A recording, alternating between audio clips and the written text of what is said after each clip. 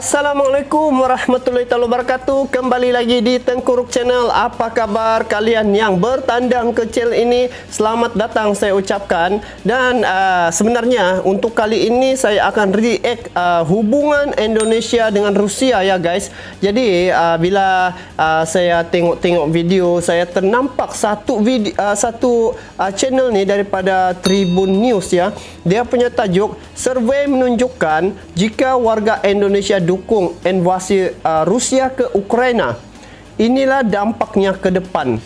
Jadi kalau tengok di media sosial, sokongan warganet Indonesia ni sangat kuat betul terhadap presiden ataupun negara Rusia, di mana apabila Rusia membuat invasi terhadap Ukraina, sokongan pada Rusia tu sangat padulah, sedangkan negara-negara lain sampai dia membuat sanksi, menjatuhkan sanksi terhadap Rusia, membuat embargo dan memutuskan hubungan diplomasi, lepas tu memutuskan hubungan perdagangan. Tetapi berbeza dengan Indonesia, di mana Indonesia ni dia macam pro pada Rusia dan juga hubungan tu kekal berjalannya, sehingga kan ketika negara-negara lain stop dia punya ekspor import ya, Indonesia masih lagi menjalankan hubungan perdagangan, di mana ada satu dia punya berita yang viral baru-baru ni, kapal pengangkut minyak iaitu Pertamina telah dihadang ya oleh sekumpulan daripada Greenpeace. Mereka ni macam memboikot lah, jangan berlaku hubungan antara Rusia dengan Indonesia. Jadi benda tu telah viral juga sebelum ni. Jadi bagaimanakah dampaknya untuk masa ke depan apabila Indonesia dukung invasi Rusia ni terhadap Ukraina? Ayuk kita semak video ni, dan mungkin ini info sedikit sebanyak dapat memberi ilmu pengetahuan sama kita. Jadi saya pun mau tengok apakah dampak pada negara Indonesia sekiranya berlaku ataupun apa dampak negara Indonesia tu apabila mendukung invasi Rusia ke Ukraina. Ayuk kita semak video ni sama-sama. Jom.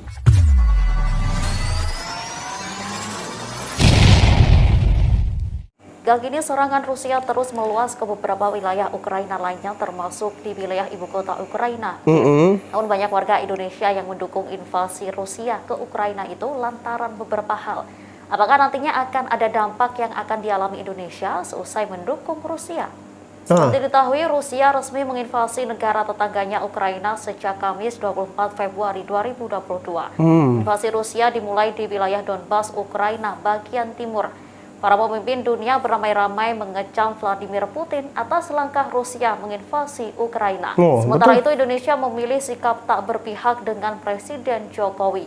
Meski begitu banyak warga Indonesia saya kurang jelas. Memilih sikap tak berpihak dengan Presiden Jokowi. Meski begitu banyak warga Indonesia yang mendukung invasi Rusia ke Ukraina karena beberapa alasan. Yohades Sulaiman, dosen hubungan internasional Universitas Jenderal Ahmad Yani, Bandung, mengungkap alasannya. Yohades menyebut warga Indonesia sebagian besar tak menyukai Amerika Serikat. Ya, yang ini yang saya mau highlight nih sebenarnya, sebab sejak zaman Soekarno lagi, Soekarno ni macam anti Barat ya.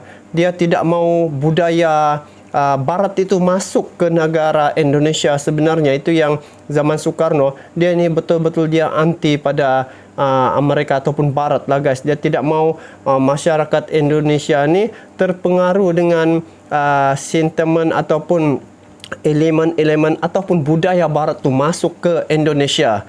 Jadi itu yang sampai sekarang rakyat Indonesia pun dia macam terkesan ya, ataupun masih lagi memegang pada keadaan ataupun pegangan yang dibuat oleh ini Presiden Soekarno suatu ketika dulu. Betul ini. Peneliti studi Rusia dan Eropa Timur Hubungan Internasional Universitas Airlangga Surabaya Radityo Dharma Putra juga buka suara. Ia menilai sikap publik yang condong pro-Rusia ketimbang Ukraina ini sesungguhnya dikarenakan pemahaman masyarakat yang minim tentang Ukraina. Kondisi ini menyebabkan publik mudah termakan narasi dominan dari kalangan elit dan akademisi. Mereka menganggap persoalan ini merupakan konflik geopolitik antara Rusia dan Amerika Serikat. Ya, sebenarnya secara logiknya, bila kita fikir kenapa itu Rusia menyerang Ukraina ya, ini macam seolah-olah Ukraina ni menjadi kambing hitam ya. Jadi macam seolah-olah lah macam pihak Barat dia ni hanya tukang kontrol saja. Dia tidak terlibat tetapi dia gunakan satu isu ataupun mewujudkan satu konflik.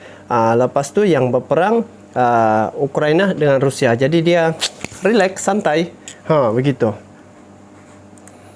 Dengan banyaknya dukungan warga Indonesia ke Rusia, apakah akan ada dampak berbahaya? Survei Pew Research Center di Washington DC menunjukkan sikap skeptis yang lebih besar terhadap Amerika Serikat di Indonesia dibandingkan dengan banyak negara lain di Asia Pasifik. Bahkan pada penelitian pada 2022 lalu, hanya 42% orang Indonesia yang berpandangan baik tentang AS, terendah dari 6 negara yang disurvei. Sementara dukungan ke Rusia akan berdampak pada perspektif negatif terhadap warga negara ke depan.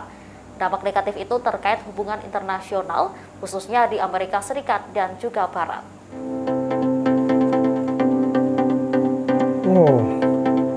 Media asing khusus ulas alasan masyarakat Indonesia.